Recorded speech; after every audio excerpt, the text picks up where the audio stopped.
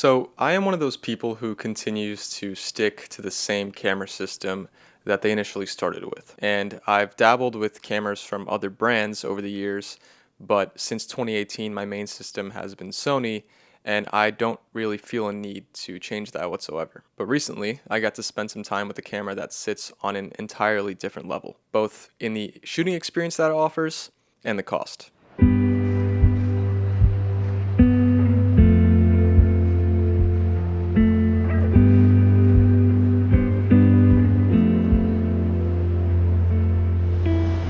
Alright, hello, welcome to another video. So this is the Leica M11-P, and no, it's not mine.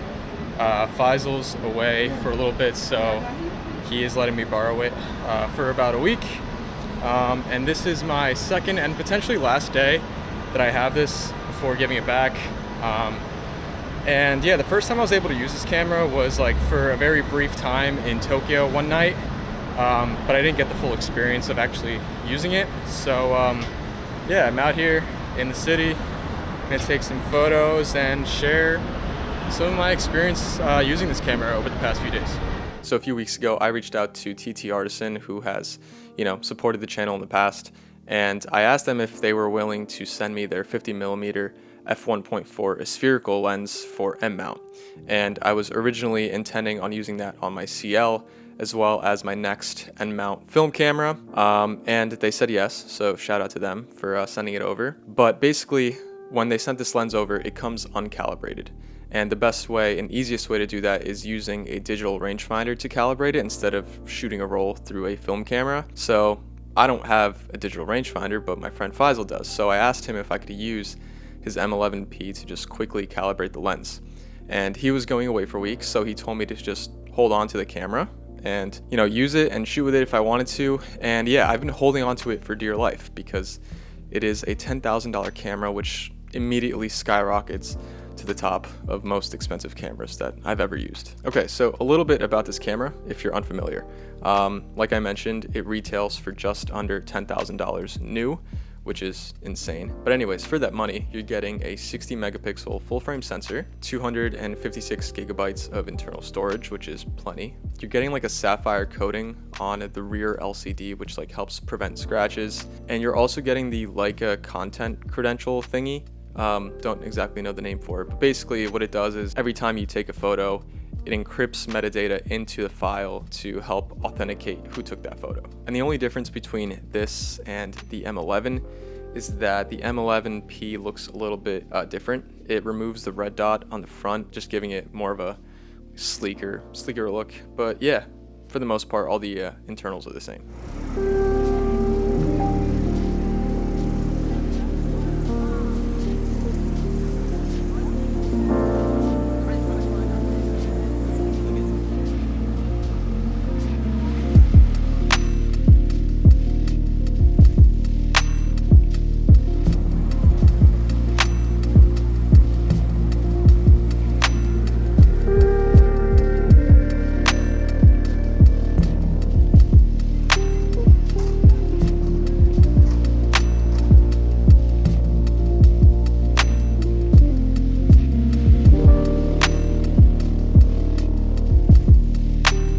So when it comes to this camera, and I think really any digital Leica M body, you're paying for two things. Number one, the name, and number two, the shooting experience that you get out of using a digital rangefinder, which is where I really think that this camera stands out amongst other cameras being made today. It's also worth noting that not a lot of camera companies today are making digital rangefinders, or at least any that I could think of. So that's something to kind of consider when you're looking at a price as high as, this camera goes for, and thinking like, why would people buy it? But you're getting a very special shooting experience out of it that we only really get, or we mainly get, with analog cameras.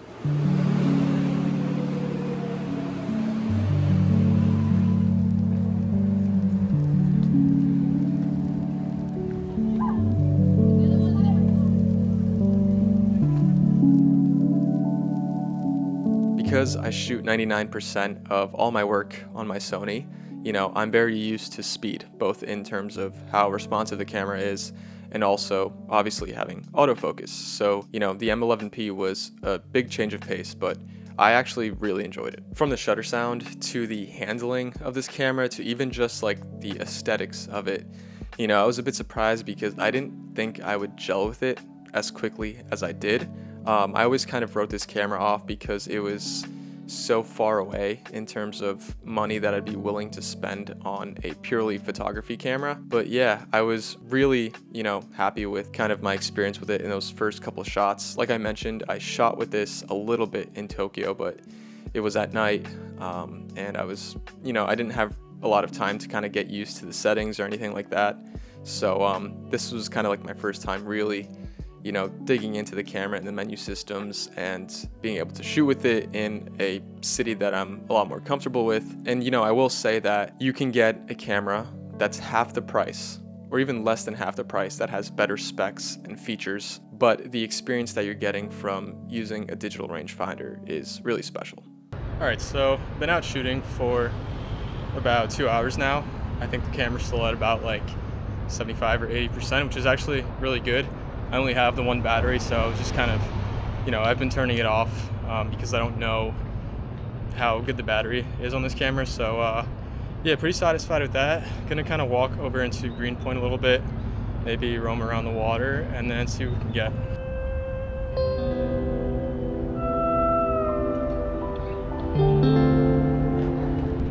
So the pigeons that are up there, they were just on the ground, and I accidentally like walked towards them and they flew up there, but it's actually a better spot.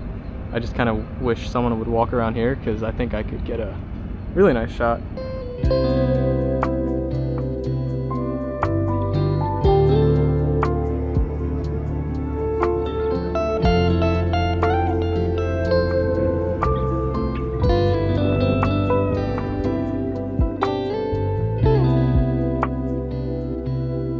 One thing I kind of noticed about myself is that I feel way more in tune with the process of taking photos when I'm manually focusing, and with this camera that's the only option you have. Now of course I can go and manually focus when I'm using my Sony, but the feeling is just completely different, and yeah, it's kind of hard not to use autofocus when you have an autofocus system as good as Sony's. Manually focusing also forces me to look through the viewfinder a lot more to compose my images instead of relying on the back LCD, and I find that, you know, using the viewfinder has helped me compose my images a lot better. I do tend to kind of just rely on the LCD screen on my Sony, and it's easier to do it like that just because, you know, you have autofocus and you're getting, you know, a pretty big screen, so you can just kind of look and you know that it'll likely be in focus, but, you know, having to actually bring the camera up to your face, get your focus right, and take the photo, I think is a lot more fulfilling in a sense. With that said, I did find that a lot of the photos that I took using this camera, I was kind of further away from my subjects. One, obviously because I was shooting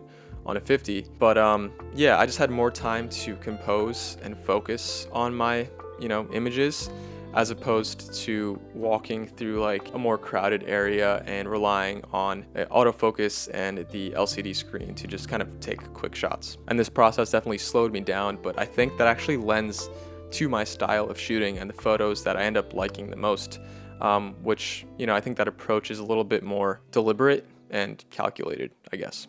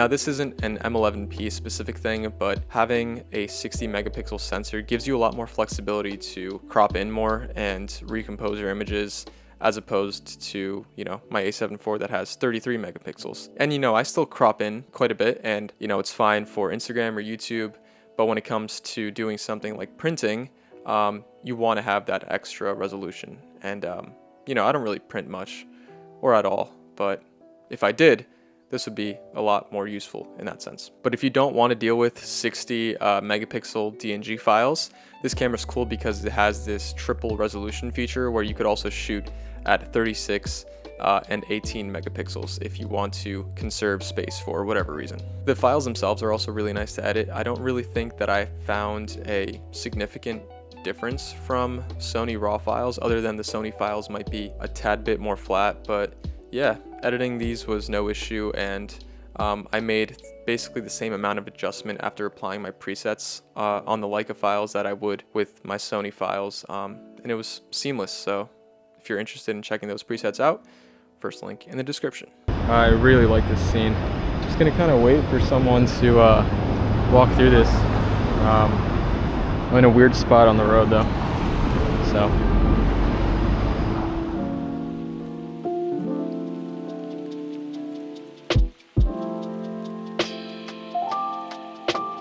Alright, wandered into Central Park just so I can kind of see what the foliage is looking like, but it is still pretty green.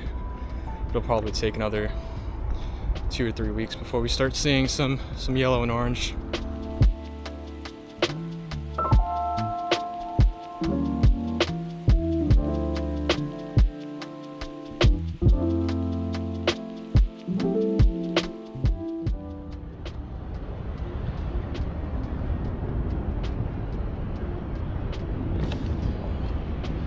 So I was gonna go and shoot some photos from this rock, but it's closed for some reason, which sucks because when the light is good, you can get some pretty interesting photos from up there.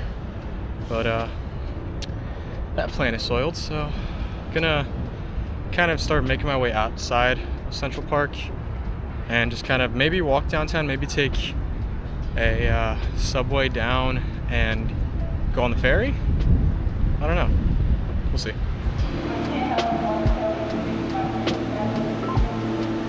So let's talk about a few of the weaknesses of this camera. This is something that has happened to me, and I've also watched it happen to Faisal, but this camera is prone to basically freezing and, going unresponsive.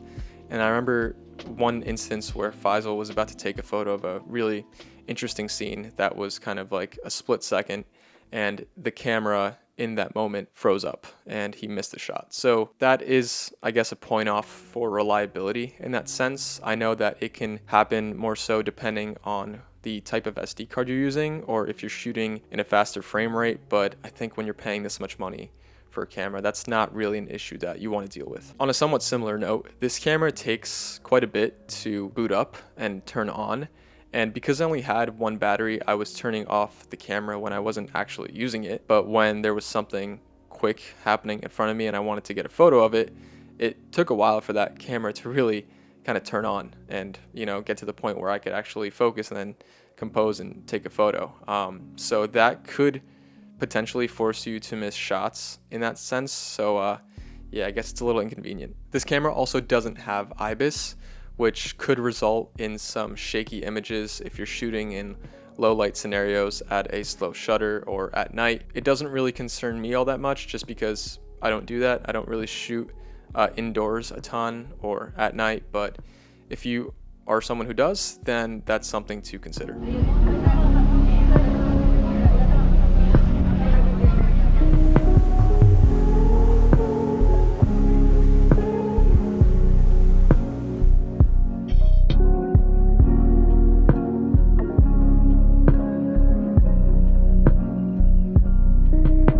Overall though, I did really enjoy using this camera over the past couple of days. It's such a different experience from my A7 IV in terms of the focus system and the ergonomics and just the overall operation. But at the end of the day, it's just another tool. This one just happens to cost about $10,000. If you're someone who's looking to get a digital rangefinder, I'm not sure how many other options there are besides the Leica M system, but please enlighten me in the comments if there are. But at the same time, you don't have to buy this camera specifically.